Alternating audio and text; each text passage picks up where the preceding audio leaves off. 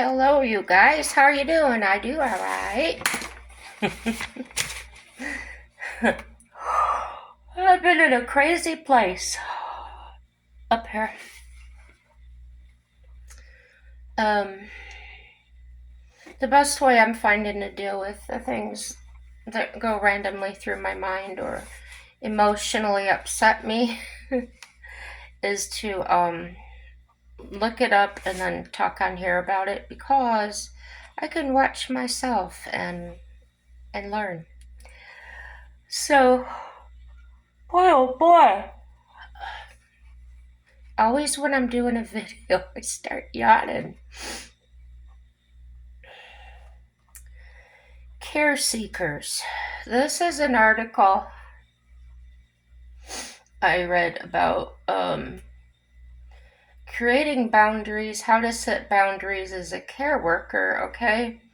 And what I was looking for is advice on how to set boundaries with my caregiver. And everything I found was the other way around about caregivers setting boundaries.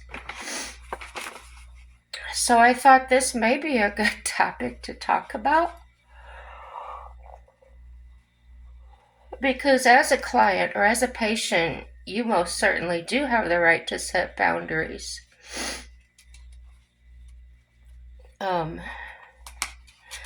Yeah, you may sometimes find you don't have the heart or courage to refuse to do what they're asking you to do.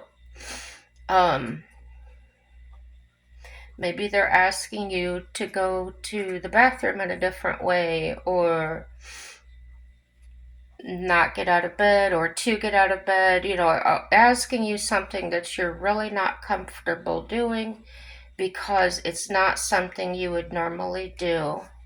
Now, if you're the type of person that just says, I don't want to do it, you're going to have to compromise.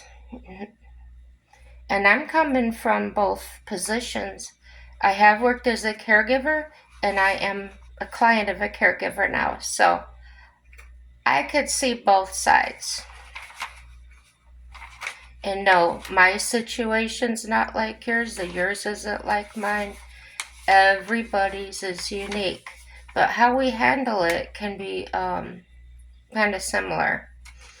We can learn how to set boundaries. We can learn how to communicate better. We can check our attitude at the door. Yeah. So, I don't like it, but I'm going to read it. How to set boundaries as a care worker. You may sometimes find you don't have the heart or courage to refuse a client something that goes beyond your job description.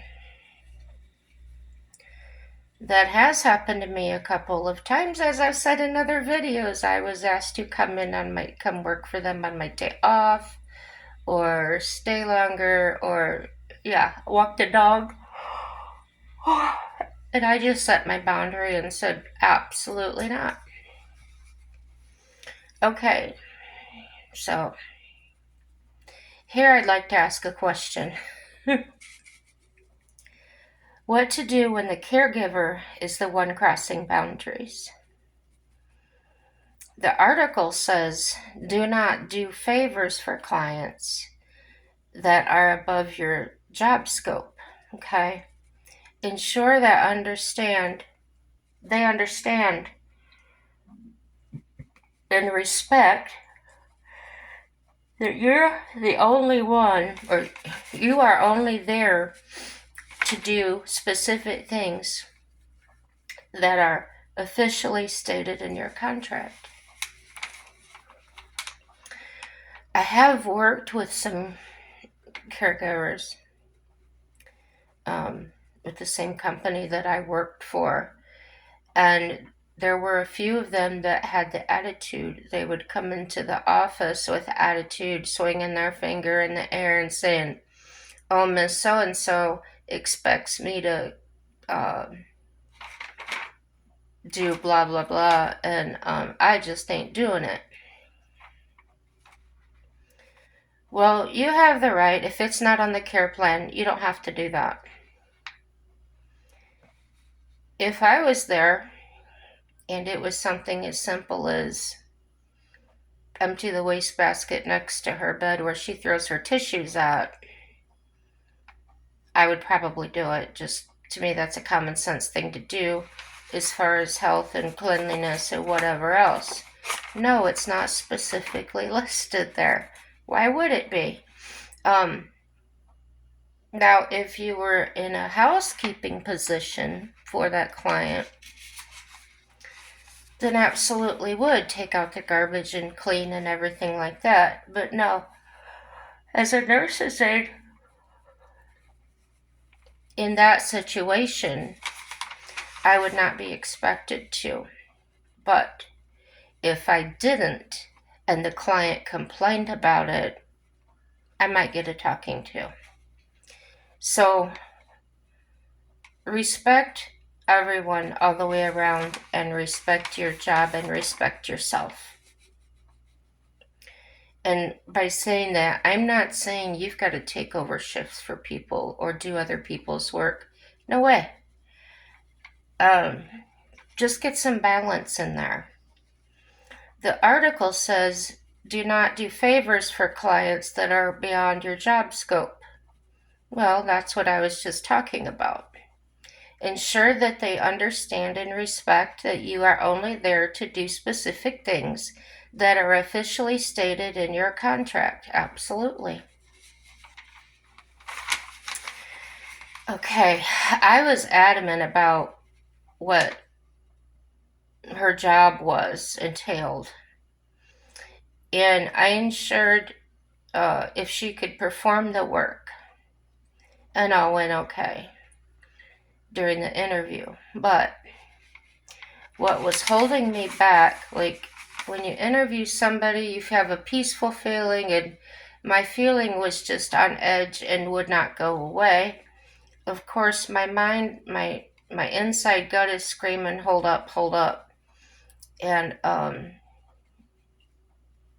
made decisions based on both and did what I could. And one of the things that was holding me back was the extremely high energy. People like that make me nervous. To me, it gives me an impression they could be careless. They might not stop and think about what they're going to say or what they're going to do. That just makes me very uncomfortable or on edge. So I did. I put it out of my mind, as I said. Maybe she's just nervous because it was the first interview. So next, almost everything I said, she would say. Like, if I was saying something like, I like to drive down this certain road, she would yell, "Stop it! So do I!" Blah blah blah. And she'd yell, "Stop it!" She'd go, "Oh, you're giving me the chills." By her demeanor and her words, that I didn't repeat here, it seemed as though she was trying to bond over some kind of a spiritual hoofblah or whatever. And it wasn't flying with me. So, yeah, are always trying to bond with me over, and to me, what was the trivial stuff. So as the care information, I was finding, let me see. So as the care information I was finding was so one-sided, giving. I worded this all strange and backwards.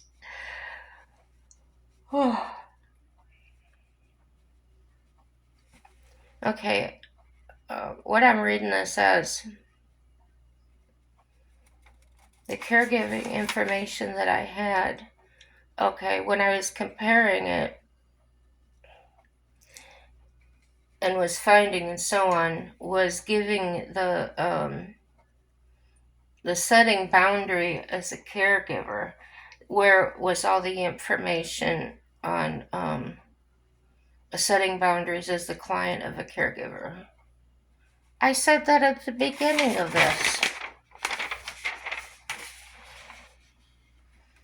I finally gave up looking for that particular subject and looked up just information on setting boundaries. So, again, my reason for doing this is because I got pretty upset about a situation the other day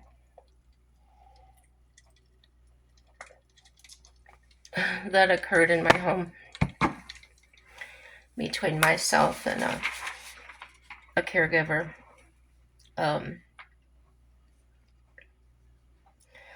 So this article says,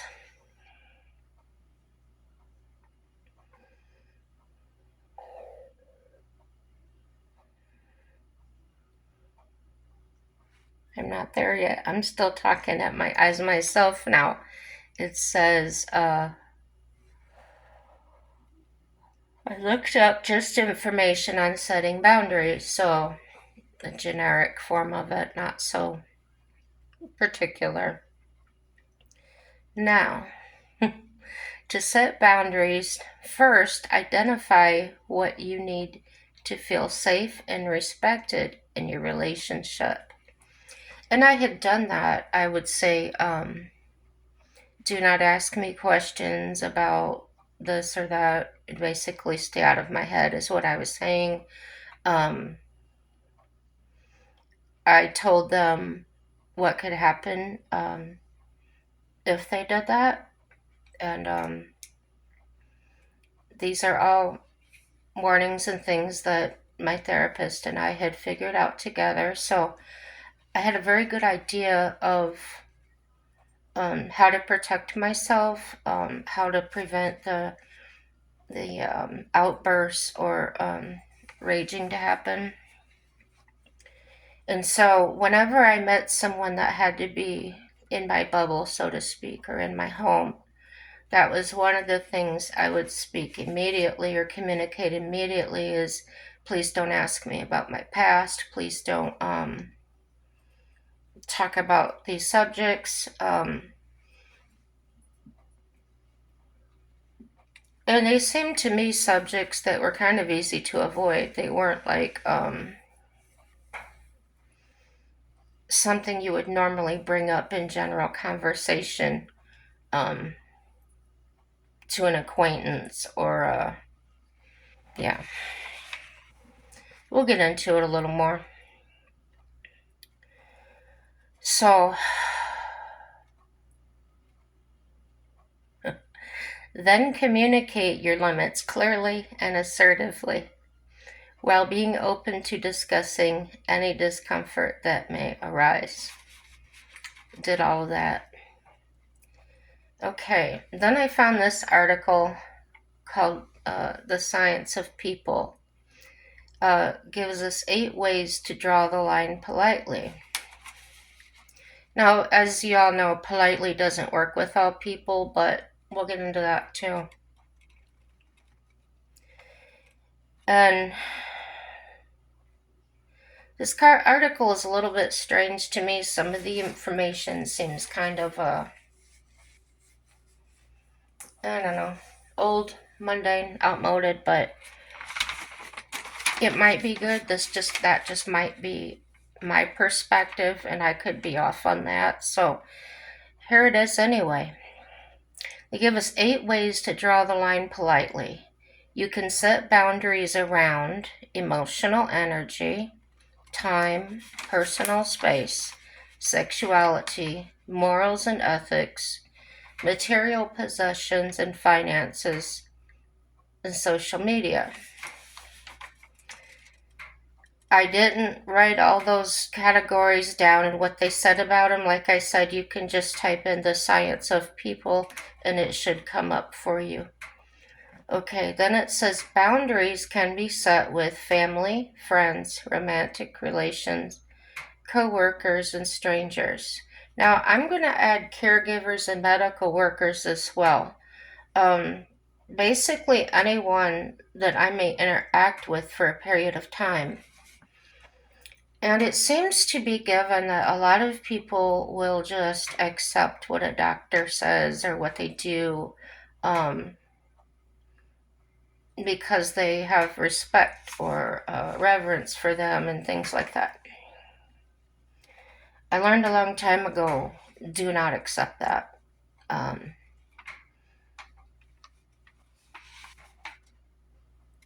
That's all I'm going to say about that. But you can draw your line in the sand with anybody, and you probably should as soon as you meet them. Unless you know that. I mean, don't be rude about it when you when you're introduced to somebody. Say, "Don't talk to me" or something like that. No. But if it's somebody you're going to be seeing often, then I would kind of work those in there somehow. So, Counselor Dana Nelson writes, and I quote, in work or our relationships, poor boundaries lead to resentment, anger, and burnout. And I'm sure we've all experienced that at some point. She says, ask yourself, what is causing me extra stress and discomfort? What do I look forward to each day versus what do I dread? I thought that'd be pretty good to do. But I like to write things down. I'll write down the pros, which is what's for the thing I'm talking or thinking about, and then the cons, which is what's against what I'm thinking or going on. And that has been a tool that I've used for my my self-help as well. What gives me energy? What areas of my life do I feel exhausted by? Everything. No. What makes me feel safe, supported, and valued? And that's good. You know, at first that took me a long time to find that. And then once I found it, it was like gold. Like, oh my gosh, I didn't know that was hiding in there. What makes us feel safe? Maybe write down or ponder these, what I call self-check. So she says to write down like a circle. Okay, a circle large enough where you can write these in there, or you can just make lists like I do. Okay. So inside circle is answering what makes us feel safe. Okay. So examples might be of things that you write things down. Okay, these examples of that. A daily routine. Words of affirmation from your partner. Hugs from your loved ones. Leaving work stress in the office. Clear communication from your loved ones. Freedom to decide how you spend your free time. Saying no to energy vampires. And autonomy over your body. Okay, and you can add as many or as little as you want to add there. And then on the outside circle or the other list, you're going to write down what causes me discomfort, pain, annoyance, or emotional exhaustion. These are people or situations that are pushing the limits of your boundaries. So I've been past this, but I did want to share this. I do this all the time. Like I said, I'm always looking for the evidence. That was a therapy tool I was given that is helping me immensely. Instead of getting offended or annoyed with someone when they're pushing the limits, I put my stone wall up and I push back. And it's not in a rude way. It's just I'm standing my ground and you're not coming any further. You're not entering. You're not going to get me to speak or whatever it is they're trying to get me to do. If you look at that as a mind game, then that's what it'll be to you, as a game. I'm not playing a game. I'm protecting myself. There's a difference. So examples of pushing your limits are someone telling you what to do with your life if you don't want them to. Working after hours on projects instead of prioritizing your self-care. And to me, that's the same. In the first place, if I was working over for somebody else, or somebody was paying me to work for them, and I was exhausted, my answer would be no. And if you fire me, you fire me. That's how I would draw my line. That's where I would set my boundary. And in a personal relationship,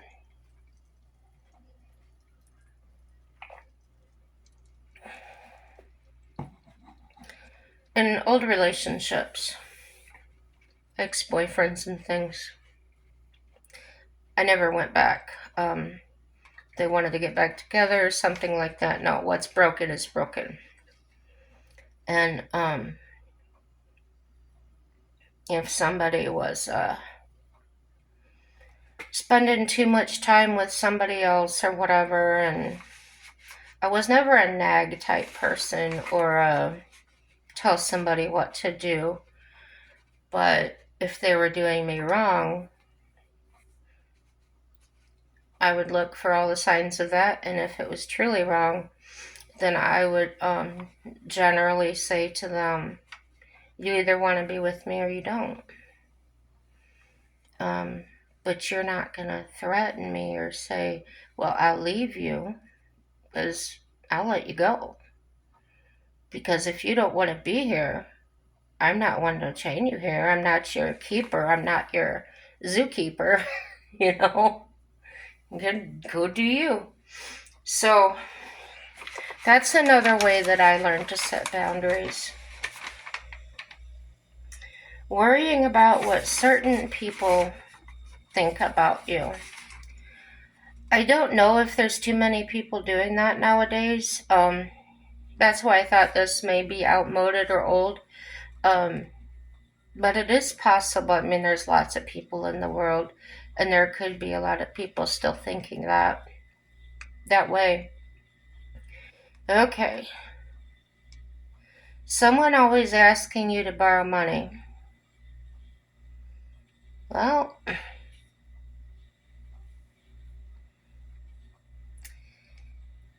let me see. My husband and I get paid once a month. And our money's separate. And I pay my bills and he pays his. And the household bills are split as well. But if I get into a position where I had an extra bill, well, I do have those lately because I have all these extra appointments I have, and well, like my physical therapy, I got a little copay on that I gotta pay every time. So that might interfere with making my car payment. It's not. This is just totally an example. Well, then it comes up, well, I need gas to get to my appointments. And I say, honey, I need gas. Not a problem. You just hand me the card and go. And it goes both ways. So that's not like a borrowing situation. Well, it shouldn't be between spouses. Now, if you've got a close friend and you've always done that, don't make an issue out of it. Now, but if they think they're talking about someone, maybe you work with them, maybe it's a relative, that every week, every day, they're coming and asking you, can I get $5? Can I get $20? Number one, I would ask myself, does this person pay me back every time? No? Then that's what I would tell them. No, you don't pay me back, so I don't have it to loan you. If you had paid me back, I would have it to loan you, which is just stating a fact. Don't lie to set boundaries, because if you lie and they find out, they will be crossing boundaries all over the place, and then where will you be? You'll be not in that relationship, I'm sure. A coworker constantly dumping her relationship problems on you. Now, I think a lot of that has been dealt with, like in company policies and things, not to have the personal relationships or whatever. Someone eating your food from a fridge, whether it's at work or your roommate at home. Um, uh,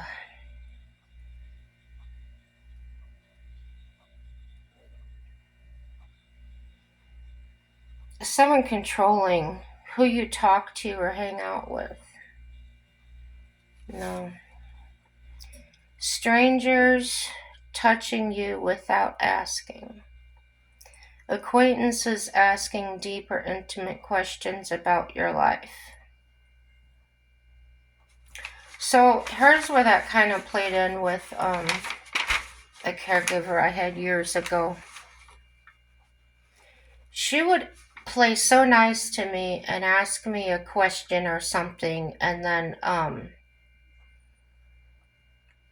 she was like weaving this little paragraph or something, because one day she came back at me with all these things that she had asked me, and she got the answer to.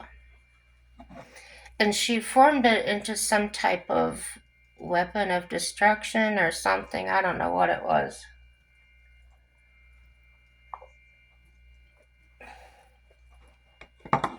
That's why I don't trust people. As I talk, you'll hear hundreds of ways why I don't trust people. So now I don't, if I don't want it coming back to me, I don't say it. Oh, type of boundary. This is good. I don't understand it yet, but it's good. Type of boundary. Time, energy.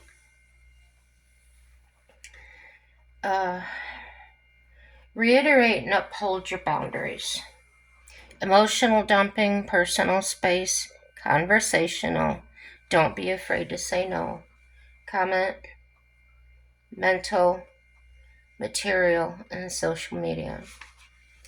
And as you know, that's what I try to do on here. Please subscribe or like if you want to hear any more about these subjects. But what I like to say on here a lot is, these are my opinions only. If you comment, please don't use foul language and be kind to the other commenters. So I feel like I'm setting those boundaries early and often. And I've stated the consequences of crossing those boundaries. So pretty plain and simple, pretty black and white.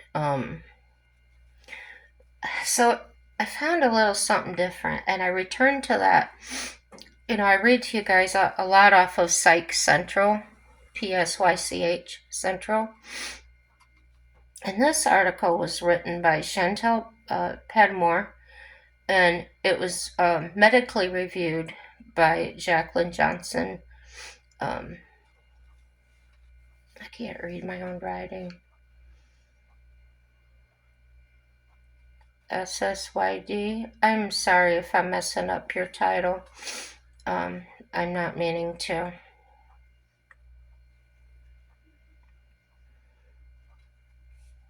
But I'm sure it's some kind of psychology doctor. I'm sorry, Miss Johnson. Anyway, it was updated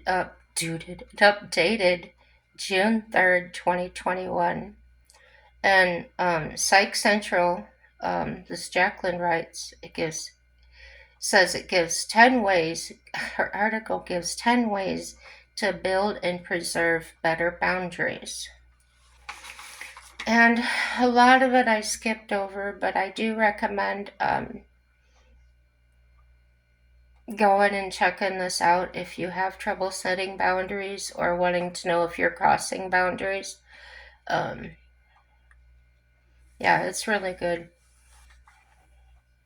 If we have more rigid boundaries, we might keep others at a distance, seem detached even with intimate partners, have few close friends, and avoid close relationships.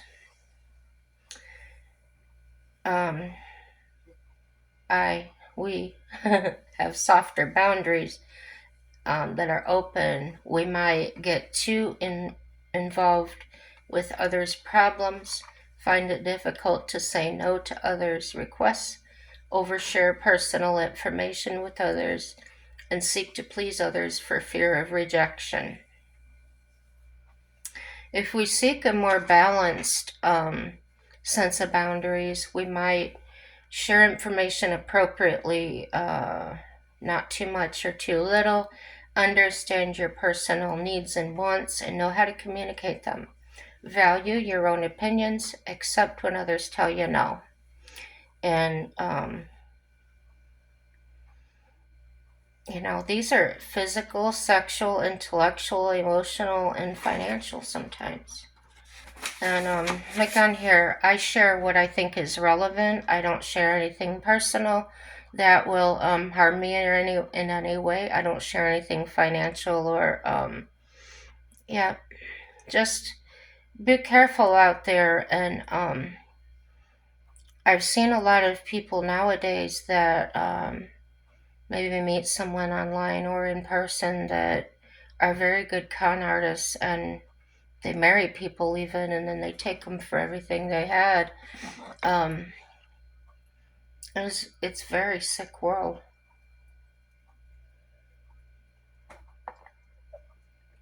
So,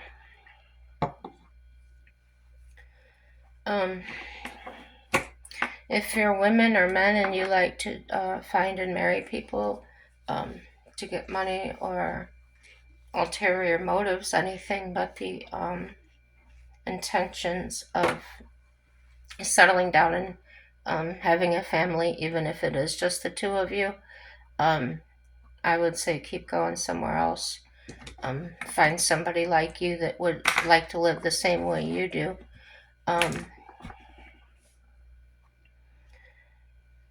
Men don't look at women as a breeding machine or a baby factory. I've known people like that too. Just be good to each other, guys. And if you don't know how to be nice or be a good person, get yourself some help and get some practice on that. You're not going to change who you are at the core necessarily, but you can learn how to behave and interact with people. Just if I've had to learn. And no, I wasn't a bad person. This is something totally different. But yeah, I had relationship trouble and relating to people. I still have trouble relating to people, even when I think what they're doing is so stupid and I get angry about it, but no, not really. It's kind of just dumb. But yeah, we probably all have those days. I do have some more stories coming up that I'll share in the next video. This one I'm cutting a little shorter because I'm just tired. And yeah, please like or dislike, subscribe, share, comment. You know, everything's good. Have a good, happy day.